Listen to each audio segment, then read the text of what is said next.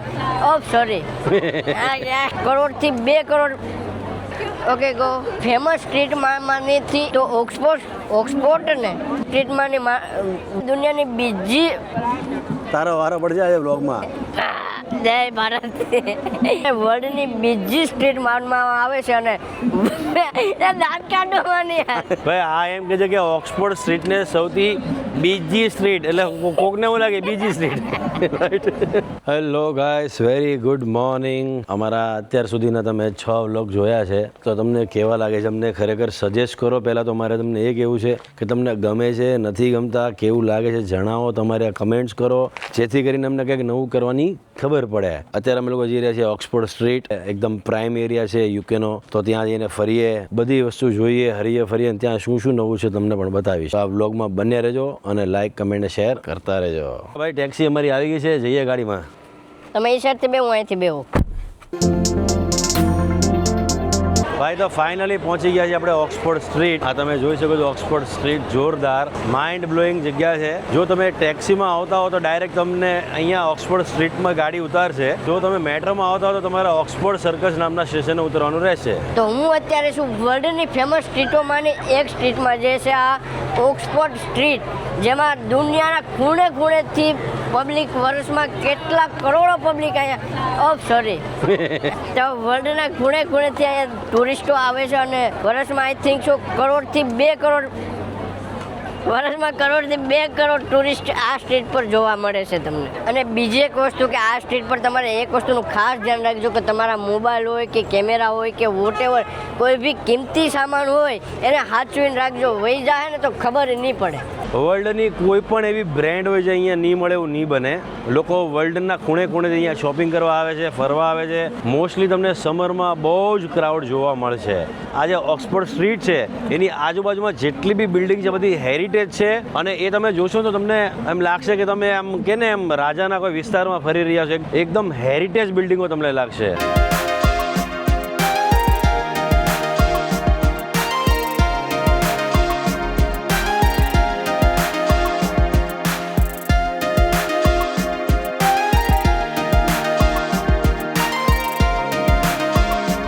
જો તમે લંડનમાં છો એવી તમારે જો વાઇબ્સ લેવી હોય તો ઓક્સફોર્ડ સ્ટ્રીટમાં તમારે કમ્પલસરી આવવું પડશે. અહીંયા તમે આવશો તો તમને એકદમ લક્ઝરી અને રિચનેસ ફીલ થશે.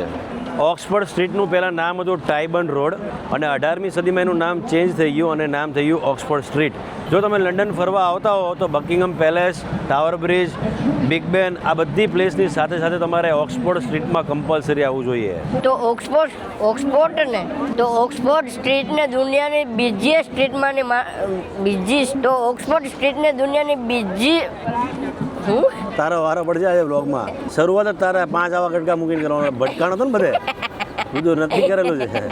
હાલો મારો બટો વ્લોગ કરવા આવ્યો. મારે હું કેમેરા પકડીને બેહી રહેવાનું તારી માટે. થોડુંક આમ તો ચલાવી લો ને ભાઈ. ના ના હાલો ફાઇનલ ટેક આપું તો આ શૂટિંગ કરતા કરતા અત્યાર સુધીમાં 10 બાઈઓ હારે ભટકાણો છે બરાબર. 4 જણાના ખોળામાં કરી ગયો અને 5 જણામાં એના માથા ભટકાડ્યા એના પેટમાં અને પડતો 18 વાર પડ્યો એ ભાઈ. અને અત્યારે અહીંયા પહોંચ્યો છે ને અહીંયા અત્યારે રીટેક લઈ છે. એટલે અમે હું કાંઈ હાવ નવીરા છીએ તારી હાટું. તું બેટા જો ફાઇનલ ટેક આપી દો. હાલો આવી જા પાછો, અહીંયા આવી જા ઉભો રે. બસ ચાલો કરો સ્ટાર્ટ. હાલો જય ભારત. તો ઓક્સફોર્ડ સ્ટ્રીટને વર્લ્ડની બીજી સ્ટ્રીટ માનવામાં આવે છે અને દાંત કાઢવાની ભાઈ આ એમ કહે છે કે ઓક્સફોર્ડ સ્ટ્રીટને સૌથી બીજી સ્ટ્રીટ એટલે કોકને એવું લાગે બીજી street. Oxford street A one of the busiest street કહેવાય છે ભાઈ. આ સમજી જાજો. Very busy. આમ કે સૌથી બીજી સ્ટ્રીટ કે એટલે બીજી એટલે હું બીજી સમજવાનું મારે. જલ્દી હા તો વાત ફેરેમાં ભાઈ, વાત ફેરેમાં ભાઈ કોક દી થાય યાર. હવે ચાલા કરે અમુક વાર મગજ આમ તેમ હોય, ઠેકાણે ન હોય તો ચલાવી લેવાનું હોય. ચલાવી લેવાની વાળી.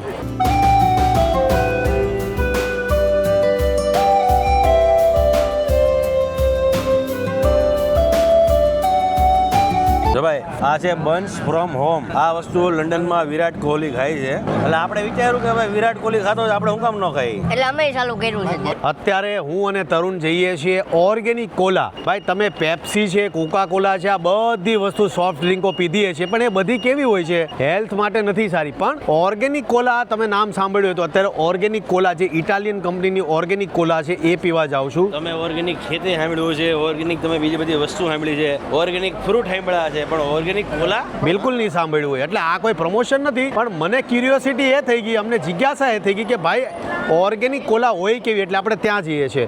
આ સ્ટ્રીટ જોઈને મને ખરેખર ઝુરિચનું સ્વિટ્ઝરલેન્ડ યાદ આવી ગયું ભાઈ. બહુ સરસ અને હેપનિંગ યાર, હેપનિંગ કન્ટ્રી છે આ.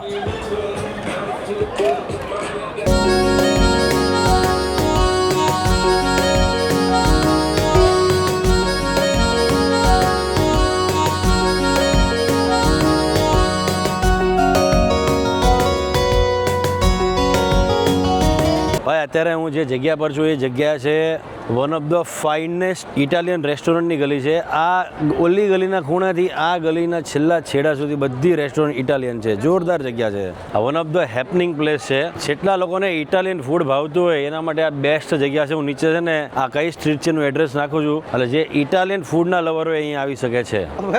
સોરી.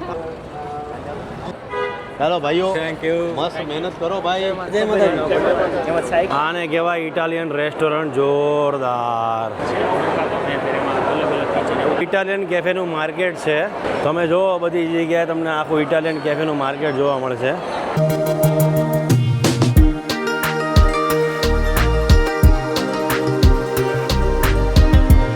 તમે અત્યારે ઇટાલિયન રેસ્ટોરન્ટમાં ગયા હતા ને, Italian food first time try કર્યું, મતલબ કે પિઝા અને બીજું એક રામેલ નામની વસ્તુ હતી, પાસ્તા ખાધા, ઘરમાં કોલા, જે એકદમ બેસ્ટ લાગ્યો આપણને. I like it man. Italian રેસ્ટોરન્ટમાં મિત્રની રેસ્ટોરન્ટ હતી, ત્યાં અમે જમવા ગયા હતા. જમવાની ખૂબ મજા આવી અને ખૂબ એન્જોય કરો. ખરેખર આજનો દિવસ હતો ને બેસ્ટ એક્સપિરિયન્સ હતો. તો અત્યારે તમે રાત પડી છે, જો રાતની બ્યુટી, અને અમે અત્યારે જઈ રહ્યા છે ખાઈ પીને પાછા પવેલિયન તરફ. શું કહેશો તરુણભાઈ? એ છે બધું તારે કહેવાનું છે ભાઈ. મારે મેં તો કહી દીધું, I like this beauty, you know that. એટલે ઓક્સફર્ડ સ્ટ્રીટમાં છે ને તમે રાતે ફરશો તો તમને એવું લાગશે કે તમે ટાઈમ સ્ક્વેર બાજુ ફરો છો. બહુ મસ્ત બ્યુટીફુલ તમને વાઇબ્સ મળે છે. Yes. અને અત્યારે અમે લોકો બપોરના આવેલા અને અત્યારે રાત પડી ગઈ, પણ અહીંથી ઘરે જવાનું મન થતું નથી, એટલી જોરદાર જગ્યા છે.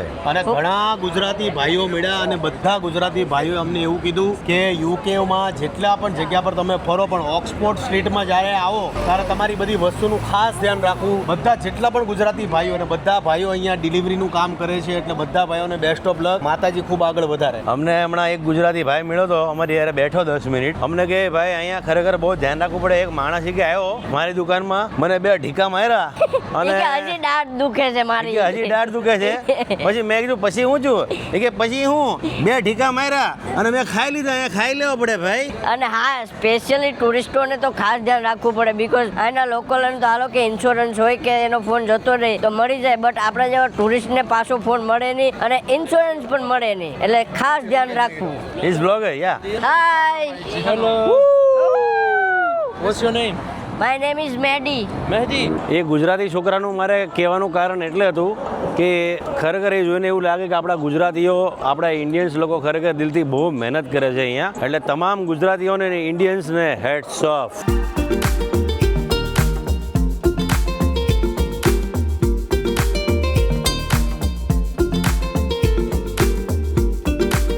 ભાઈ વોક કરતા કરતા એક જોરદાર બ્યુટીફુલ જગ્યાએ આવી ગયો છું, અને મારું અને નીતિનભાઈનું ખાસ મહેદાદાનું ફેવરેટ જ્યુસ, ફ્રૂટ જ્યુસ અમે લોકો અત્યારે પીવાના છીએ. અને એમાં મારું ફેવરેટ પાછું ગાજર છે. ભાઈ ગાજરના જ્યુસ પીવાની મજા કંઈક અલગ જ છે. Excuse me ma'am, how to give order? I want carrot. Yeah, fresh carrot. Okay, medium ice. This one. Okay, just take અવે.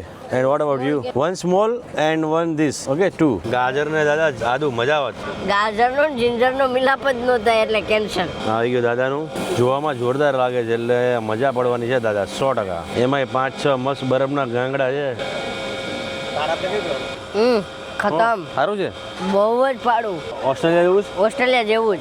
આવી ગયું છે આપણું જ્યુસ કેવું છે? ખરું? માઇન્ડ બ્લોઈંગ જોરદાર ક્યા બાત અતિ ઉત્તમ અમૃતમ શું કરવાનું, બોલવાના છો કઈ? ભાઈ એટલો મસ્ત ઠંડો ઠંડો પવન આવે છે એમ થાય કે ખાટલો નાખીને અહીંયા સુઈ જાય દાદા સુહાના સફર ઓર યે મોસમ મોસમ હસી સુહાના સફર યે મોસમ હસી. ઓય બાપ પોલીસ આવી ભાગો ભાઈ ફાઇનલી અમે અમારા લોકેશનમાં પહોંચી ગયા છે એટલે હવે બધા લોકો હાલી હાલીને ફરી ફરીને બહુ થાકી ગયા છે એટલે બ્લોગને અહીંયા એન્ડ કરીએ છીએ. લાઇક શેર સબસ્ક્રાઇબ કરવાનું ભૂલતા નહીં. આજ માટે એટલું જ છે. જય માતાજી, જય શ્રી કૃષ્ણ. જય શ્રી કૃષ્ણ.